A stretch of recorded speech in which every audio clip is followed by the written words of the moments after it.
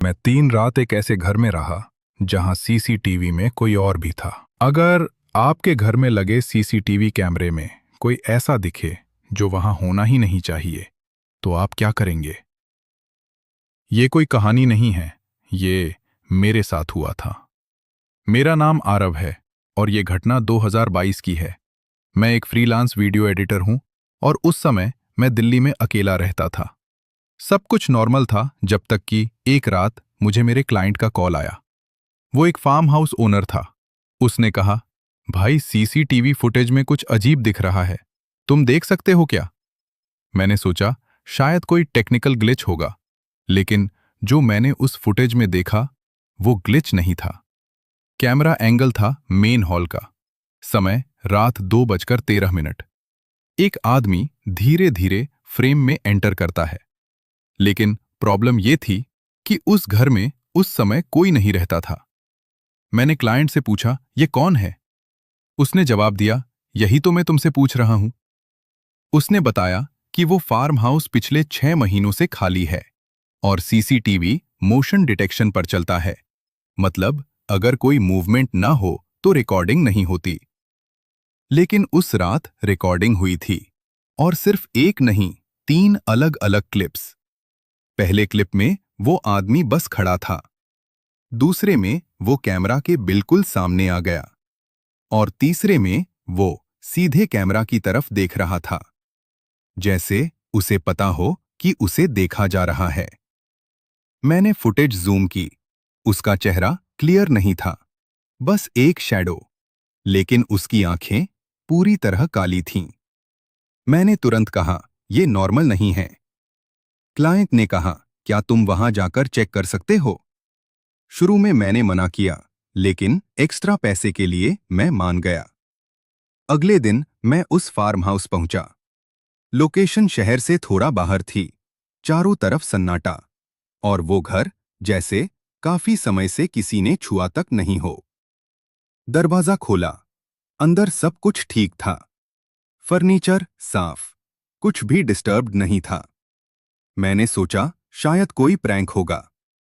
लेकिन जैसे ही मैंने सीसीटीवी सिस्टम चालू किया, स्क्रीन पर एक मैसेज फ्लैश हुआ, रिकॉर्डिंग रिज्यूम्ड। लेकिन मैंने रिकॉर्डिंग चालू ही नहीं की थी।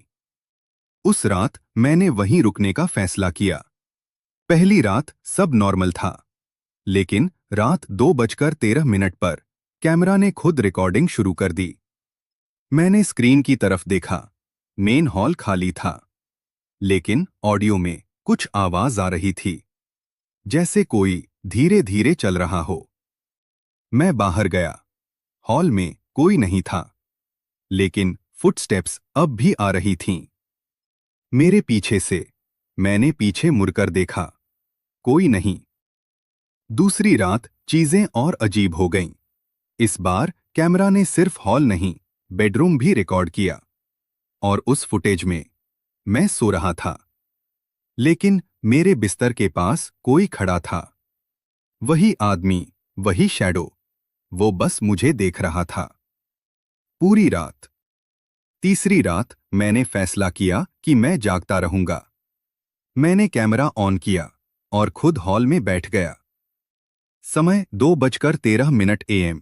लाइट फ्लिकर हुई, और अचानक सीसीटीवी स्क्रीन पर मैं खुद दिख रहा था। लेकिन मैं तो वहीं बैठा था। तो स्क्रीन पर जो था वो कौन था? वो वर्जन धीरे धीरे खड़ा हुआ और कैमरा के पास आया। फिर उसने कैमरा में देखकर मुस्कुराया और कहा, अब मेरी बारी है। उसके बाद कैमरा बंद हो गया, और उसी समय मुझे अपने पीछे सांसों की आवाज महसूस हुई। कोई मेरे बिल्कुल पास खड़ा था। मैंने मुड़कर देखने की हिम्मत नहीं की। मैं सीधे भागा उस घर से, बिना पीछे देखे। अगले दिन क्लाइंट का कॉल आया। उसने कहा, तुम ठीक हो? मैंने कहा हाँ। फिर उसने कहा, लेकिन तुम तो अभी भी अंदर हो। मैं चुप हो गया। उसने फुटेज भेजा, और उसमें मैं अब भी उस घर में बैठा था, कैमरा की तरफ देखता हुआ और मुस्कुरा रहा था। मैं आज तक नहीं जान पाया कि उस रात वहां से बाहर कौन आया था, मैं या कोई और। अगर कभी आपको अपने ही घर में अपना दूसरा वर्जन दिखे, तो भागना मत, क्योंकि शायद वो पहले ही बाहर आ चुका है। अगर तुम इस